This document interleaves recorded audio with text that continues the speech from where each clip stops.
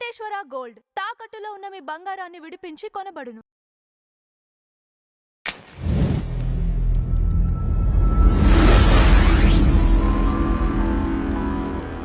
ఈ రామ లక్ష్మణులు ముఖ్యంగా ఈ అన్నదమ్ముల గురించి ప్రజెంట్ సొసైటీ అసలు ఏం నేర్చుకోవాలంటారు? అన్నీ నేర్చుకోవాలి, అసలు అన్నీ కాదు, చాలా నేర్చుకోవాలి. మీకు రామలక్ష్మణుల గురించి రెండు విషయాలు చెప్తాను నేను. ఏ ఇల్లు లేదండి ఇప్పుడు అన్నదమ్ములు కొట్లాడుకుని ఇల్లు ఏదైనా ఉంటానంటారా? గజం భూమి గురించి తులం బంగారం గురించి కొట్లాడని ఇల్లు లేదు. కొట్లాట వరకు అయితే ఓకే అండి, ఈవెన్ ఇప్పుడు మనం చంపుకోవటం వరకు చూస్తున్నాం. ఎగ్జాక్ట్లీ. అసలు నాకు అర్థం కాదు, అంటే నేను బాగా రామాయణం చదువుతున్నప్పుడు అనిపిస్తుంది నాకు నేను అవుట్ ఆఫ్ సిలబస్ ఉన్నానో లేకపోతే వీళ్ళు అవుట్ ఆఫ్ సిలబస్ ఉన్నారో అర్థం కాదు. అన్నదమ్ములు కొట్లాడుకోవడం ఏంటి? అసలు అన్నదమ్ములు ఎట్లా కొట్లాడుకుంటారు? ఎందుకు కొట్లాడుకుంటారు? దేని గురించి కొట్లాడుకోవాలి? ఒక తల్లి సేమ్ ప్లేస్ నుంచి మీరు ఇద్దరు వస్తారు, అసలు ఎట్లా కొట్లాడుతుంటారు? ఇదే విషయం. ఎందుకంటే ఒక్కటే రీజన్ అండి, మనం ఏవైతే ఉన్నాయో ఈ ఇతిహాసాల నుంచి దూరంగా వెళ్ళిపోయినాము, వీటికి అన్నిటి నుంచి దూరంగా వెళ్ళిపోయినాం. ఎంతెంత దూరం వెళ్తున్నామో అంతంత దరిద్రం స్టార్ట్ అవుతుంది. సో రామలక్ష్మణుల బంధం చెప్తాను. రాముడు ఏదో నేమ్ సేక్ ఏదో చలో చలో కాబట్టి అనేది కాదు, ప్రతి పిన్ పాయింటెడ్గా లక్ష్మణుడితో మాట్లాడతాడు. మీకు తెలుసు, దశరథుడు రాముని పిలుస్తాడు, పిలిచేసి బిడ్డ రేపు నుంచి నిన్ను యువరాజు పట్టాభిషేకం చేద్దాం అనుకుంటున్నాను, సో నువ్వు వెళ్ళి ఉపవాసం ఉండు, రేపే నీకు పట్టాభిషేకం చేస్తాను అంటాడు. ఫస్ట్ రాముడు కలిసింది కౌశల్యని కలవాడు, సీతమ్మని కలవాడు. ఫస్ట్ బయటకు రాగానే లక్ష్మణ్ కలుస్తాడు. ఒక్కటే ఒక మాట అంటాడు, ప్రతి అన్నదమ్ములు గుర్తుంచుకోవాలి విషయం. బిడ్డ లక్ష్మణ, నేను ఈ రాజ్యాధికారం ఎందుకు తీసుకుంటున్నానంటే నీ గురించి తీసుకున్నా అంటాడు. ఈ ఫస్ట్ మాట అంటాడు, నీ గురించి తీసుకున్నారా నేను ఈ రాజ్యాధికారం? ఈ రోజు నుంచి నేను అనుభవించే ప్రతి సుఖం నువ్వు అనుభవించాలరా, ఏ కష్టం నీ దగ్గర రావద్దు, చాలా నా గురించి ఉన్నావు, మనందరం మంచిగా ఇద్దరం కలిసి రాజ్యం చేద్దాం, ఇద్దరం కలిసి సుఖాలు పంచుకుందాం అంటాడు. ఇది మొదటిది. మీకు అందరూ తెలుసు, రాముడిని వనవాసానికి పంపిస్తారు. వెళ్ళిన తర్వాత అందరు వెళ్ళిపోతారు, మొత్తం అయోధ్య మొత్తం రాముడికి వస్తుంది. అయితే మెల్ల తప్పించుకొని రాముడు వెళ్ళిపోతాడు. చివరికి ముగ్గురే మిగులుతారు, సీతమ్మ, రాముడు, లక్ష్మణుడు. అలా ఆగిపోతాడు. అప్పుడు రాముడు ఒక మాట అంటాడు, నది దాటుతాడు, గుహుడు నది దాటిచ్చేస్తాడు. లక్ష్మణ, నాకు ఎందుకు అనిపిస్తుంది బేట, నువ్వు కూడా వెళ్ళిపో. ఎందుకంటే కైకేయి భరతుడు వచ్చిన తర్వాత రాజ్యాధికారం పొందిన తర్వాత కైకేయి రాజమాత అవుతుంది. ఇప్పుడే కైకేయి ఇంట్లో ఇటువంటి కోరికలు కోరి మనల్ని విడదీసింది అన్నదమ్ముల్ని. తర్వాత మన తల్లిని మంచిగా చూసుకోపోవచ్చు, నాన్నను కూడా మంచిగా చూసుకోపోవచ్చు, నువ్వు వెళ్ళు బేట, పోయి నువ్వు కొంచెం ఒక కన్ను వేసి చూసుకో అని చెప్పేసి అంటాడు. అప్పుడు లక్ష్మణుడు అంటాడు, ఇది కూడా ప్రతి ఒక్కరు గుర్తుంచుకోవాల్సి, అన్న నువ్వు చెప్పినావు కాబట్టి నేను వెళ్ళిపోతా, నేను మాట్లాడకుండా వెళ్ళిపోతా, నీ మాట గౌరవిస్తాను. కానీ ఒక్క విషయం గుర్తుంచుకో అన్న, నేను వెళ్తున్న ప్రతిసారి నేను వెనకకి తిరిగి చూస్తుంటా, నడుస్తుంటా, ఎక్కడ దాకా చూస్తున్నా అంటే నాకు ఒక క్షణం వస్తుంది, నేను వెనక తిరిగి చూస్తా, నువ్వు కనబడు, అప్పుడు నా పరిస్థితి ఎట్లుంటుంది తెలుసా అన్న?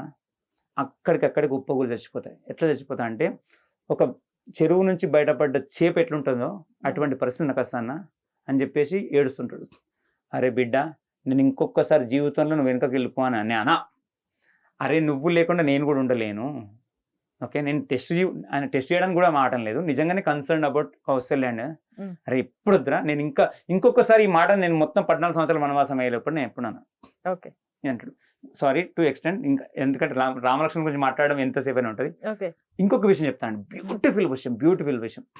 మీకు తెలుసు ఇంద్రజిత్ ఉంటాడు కదా, ఇంద్రజిత్తు రామలక్ష్మణులు ఇద్దరు బాగా డిస్టర్బ్ చేస్తారు అని చెప్పి యుద్ధం చేసినప్పుడు మస్తు అద్భుతంగా పోరాడుతుంటాడు. నాగాస్త్రం వేసేస్తాడు ఎవరికి? ఇద్దరి మీద, ఇద్దరు పైన. సో ఇద్దరు నాగాస్త్రంలో బంధించబడి ఇద్దరు మూర్చబడిపోతారు. కొద్ది సమయానికి రాముడు మేల్కొని చూస్తారు పక్కన లక్ష్మణుడు మూర్చబడిపోయి చాలా ఘోర రక్తం అడుగులలో ఉంటాడు. ఇప్పుడు చాలా గుర్తుంచుకోండి, మనము రాముడు ఒక మాట అంటాడు, దేశే దేశే కలత్రాణి దేశే దేశే చ బాంధవ తంతు దేశంన పశ్యామి ఎత్ర భ్రాత సహోదర. ఈ మాట ఏమంటే, ఏ దేశానికి వెళ్ళినా సీత లాంటి స్త్రీ దొరుకుతుంది, అంటే సీత లాంటి భార్య దొరుకుతుంది. ఏ దేశానికి వెళ్ళినా స్నేహితులు దొరుకుతారు, ఏ దేశానికి వెళ్ళినా బంధువులు దొరుకుతారు. కానీ ఈ జన్మ కంటూ నువ్వు ఒక్కనివే నా తమ్ముడురా, ఏ దేశానికి వెళ్ళినా నేను ఇంకొక తమ్ముడిని తెచ్చుకోలేనురా. ఈరోజు నీవు రక్తం అడుగులు ఉన్నావు, నాకు సీతద్దు, యుద్ధమద్దు, ఏమద్దు. చెప్తున్న లక్ష్మణ, నువ్వు నన్ను ఏం మాట్లాడకుండా 14 సంవత్సరాలు వనవాసాన్ని నా వెనక ఎట్లా నడుచుకుంటూ వచ్చినావో, ఈరోజు కనుక నువ్వు చచ్చిపోతే నీ వెనక నేను యమపురికి నేను కూడా వస్తాను, నేను అసలు ఇవన్నీ ఆపేస్తా, నీ వెనకనే నేను ఉంటా అని చెప్పి చెప్తాడు. That is the beauty of Rama. ఇంత అద్భుతమైన ఇన్ని చదివిన తర్వాత ఈ అన్నదమ్ములను కొట్లాడతారు, కొట్లాడాలా? సో దయచేసి పాడ్కాస్ట్ చూస్తున్న వాళ్ళందరికీ ఒక్కటే రిక్వెస్ట్ అండి, ఆపండి ఈ కొట్లాటలు, ఆపండి ఇవన్నీ ఆపండి. అన్నదమ్ములు కలిసి ఉండి ఎవడెవడికో పైసలు పెడతారు, ఎవడెవడితో చేస్తారు, సొంత తమ్ముడిని పట్టించుకోకుండా, సొంత తమ్ముతో మాట్లాడకుండా ఎన్ని సంవత్సరాలు బతుకుతారు మీరు? ఏం చేస్తారు? 10కి ఏం చేస్తారు? ఏం సాధిస్తారు? హ్యాపీగా బతకండి, సంతోషంగా బతకండి. ప్రతిసారి ఇన్స్పిరేషన్ రామాయణం నుంచి వెతుక్కోండి. ఇప్పుడు చాలా మంది కూడా ఎక్కువ మాట్లాడుతున్న మాట, రాముడు మాంసం తిన్నాడు అని ఒకళ్ళు, రాముడు అసలు దేవుడైతే మాంసం ముట్టడు మా రాముడు అని ఇంకొకళ్ళు. ఇట్లా డిఫరెంట్ అభిప్రాయాలు, డిఫరెంట్ క్వశ్చన్స్. ఏంటి అసలు దీనికి మీరు ఒక క్లోజప్ ఇస్తారా? రాముడు మాంసం తిన్నాడు, సో వాట్? రాముడు మాంసం తినలేదు, సో వాట్? సో నీకు రాముడు మాంసం తిన్నాడు తినలేదని దాని గురించి డిబేట్లు పెట్టుకోండి, చాలా పెట్టుకోండి. Okay, so even I feel అందులో వాల్మీకి రామాయణంలో కూడా ఉంది, రాముడు మాంసం తిన్నాడు. దాన్ని హైడ్ చేయడానికి ఏమీ లేదు. రాముడు క్షత్రుడు కాబట్టి తిన్నాడు, ఆ యుగధర్మం క్షత్రులు తినచ్చు కాబట్టి తినచ్చు. మీకు ఒక ఎగ్జాంపుల్ చెప్తానండి. ఇవన్నీ ఎట్లా అంటే ఇది ఏది అవసరమో, కంఫర్టబుల్ ఏది అవసరమో అది తీసేసుకొని మిగతా దాన్ని ఇగ్నోర్ చేయడం అంటారు. నీకు ఏ సూట్ అవుతుందో. మీకు ఒక ఎగ్జాంపుల్ చెప్తాను. తిరుపతి లడ్డు ఇష్టపడిన వాళ్ళు ఎవరు ఉంటారా? ఎవ్వరు ఉండరు. నేను తిరుపతి లడ్డు తీసుకొచ్చాను, ఈ రూమ్లో తీసుకురాగానే మంచి అరోమా వస్తుంది, ఎవరికైనా టెంప్ట్ అనిపిస్తుంది, తినాలనిపిస్తుంది. నేనున్నా అనుకోండి, మా ఫ్రెండ్ ఎవరైనా తీసుకొచ్చారు, తిరుపతి లడ్డు చూడడానికి టెంప్టింగ్ అయిపోయి తినాలనిపిస్తుంది. వాడు అన్నాడు అనుకోండి, అరే నువ్వు స్నానమే చేయలేదు ఎట్లా తింటున్నావు అంటే, అప్పుడు నేను ఒక పిచ్చి స్టేట్మెంట్ ఒకటి ఇస్తుంటా. అందరు నాలాగానే అందరు చాలా దిల్ మంచిగా ఉండాలి మామ, మనసు మంచిగా ఉండాలి మామ, మనసు మంచిది తినాలి మామ అని చెప్పేసి తీసి తింటాడు. ఇదే నేను రేపు నా అక్కదో నా చెల్లెదో పెళ్ళయి రిసెప్షన్ అవుతుంది అనుకోండి, చిన్న షార్ట్ వేసుకొని బనీన్ వేసుకొని వెళ్ళిపోతాను రిసెప్షన్కు. నేను మంచిగా తయారైపోయి స్నానం చేసేసి పర్ఫ్యూమ్స్ కట్టుకొని అద్భుతంగా రెడీ అయిపోతా. సో అప్పుడు నేను ఎందుకు మాట్లాడా? అక్కడ పోయి అట్లా నిలబడి ఏంట్రా బనీన్ మీద వచ్చినావు, షార్ట్ మీద వచ్చినావు మీ అక్క పెళ్ళికి అంటే, దిల్ ఉండాలి మామ ఇవన్నీ ఎందుకు అని అంటామా? సో నీ కంఫర్ట్ గురించి నీకు ఆ రోజు తినాలి కాబట్టి పిచ్చి స్టేట్మెంట్స్ అందిస్తుంటావు. సో ఇదే రాముడు మాంసం తిన్నాడు. రాముడు తండ్రి మాటను జవదాటకుండా 14 సంవత్సరాలు వనవాసానికి వెళ్ళాడు. నువ్వు అయ్యను కొడతావు. ఈ చెప్పేటోళ్ళు, ఈ ముచ్చట్లు చెప్పేటోళ్ళు అయ్యను కొడతారు, అయ్యను తీసుకొని వృద్ధాశ్రమాల్లో ఆడేస్తారు.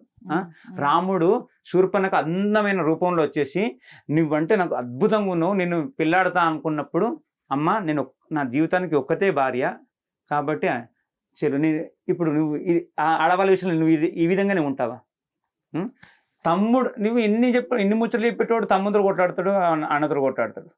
తమ్ముడిని ప్రాణానికన్నా ఎక్కువ ప్రేమించు. ఇంతకుముందు చెప్పాను కదా, నాకు అవసరమే లేదు, యుద్ధం అవసరం లేదు, సీత అవసరం లేదు, నువ్వే నాకు ముఖ్యమని చెప్తాను. నువ్వు అట్లా ఇవన్నీ చెయ్యి, మాంసం తిను. ఇప్పుడు మాట్లాడదాం మాంసం గురించి. ఏంది పిచ్చి? ఈ తమ్మునేల్స్ యూట్యూబర్స్కి బెస్ట్ ఉంది, రాముడు మాంసం తిన్నాడు ఎంత పెద్దది వేయాలి, అది క్లిక్ చేస్తే లోపలికి వ్యూస్ వస్తాయి. దీని గురించి కాదు కదా. సో నువ్వు దాన్ని ఎన్నుకున్న తత్వాన్ని దొరకబట్టి, కానీ రాముడు మాంసం తిన్నాడా, రాముడు హష్ పిప్పి షూ వేసుకున్నాడా, రాముడు జీన్స్ వేసుకున్నాడా, ఏం మాట్లాడుతున్నాం మనం? దీని వెనుకబడుతున్నాం కాబట్టి, ఇవన్నీ ఈ వస్తువులు వెనుకబడుతున్నాం, తిండి వెనుకబడుతున్నాం కాబట్టి ఇటువంటి విషయాలు తత్వం వెనుక పోవాలి కదా మనం. తల్లి అందంగా ఉండొచ్చు, అందవిహీనంగా ఉండొచ్చు, కానీ నీ అమ్మ అన్నప్పుడు వాడికి ఏం గుర్తుకొస్తుంది? మా అమ్మకు కొంచెం ముక్కు వంకరుండరా, మా అమ్మకు గుర్తుకొస్తా, తల్లి ప్రేమ గుర్తుకొస్తా. ఎగ్జాక్ట్లీ రాముడు చూస్తే రాముడు మాంసం తినడా గుర్తుకు రావద్దు, రామతత్వం గుర్తుకు రావాలి, రాముడు తండ్రి వెనకట్ల నిలబడ్డాడు గుర్తుకు రావాలి, అది గుర్తుకు రావాలి కదా. So this is what I feel. అసలు ఏముందండి రామాయణంలో ఈ మాంసం గురించి, లేకపోతే ఏముంది అసలు? ఉన్నది చాలా. వేటకి వెళ్ళాడని రాముడు అంతే, వాలి కూడా అంటాడు, ఏమంటాడు అంటే, అసలు నువ్వు నన్ను ఎందుకు చంపినావు, నా మాంసం నీకు తినడానికి కూడా ఉపయోగపడదు కదా అని అంటాడు. అట్లా చెప్తాను, చిన్న చిన్న స్టేట్మెంట్స్ ఇస్తున్నా, ఓకేనా? అట్లా నా మాంసం ఎందుకు అబ్బా, నాది వానర మాంసం, నువ్వు తినడానికి కూడా ఉపయోగపడదు కదా అని అంటాడు. అంటే it shows that he eats ఏమంటారు మీట్. తర్వాత సీత కూడా ప్రెగ్నెంట్గా ఉన్నప్పుడు మంచి మాంసంతో సహా భోజనాలు పెట్టాలని చెప్పేసి నేను చదివాను. Okay, so this A controversy. ఇప్పుడు ఇదే వీడియోని దీనిలో పిన్ పాయింట్ చేసి దీన్నే తమ్మునేల్స్ వేసుకొని చేస్తే వేస్ట్. సో అంటే చెప్తాను ఒక్కటే విషయం, తత్వాన్ని దొరకబట్టండి. తత్వం దొరకబడితే మనం బాగుపడతాము. ఆ మాంసాన్ని దొరకబడితే ఏమొస్తుందో నాకు అర్థమవుతుంది.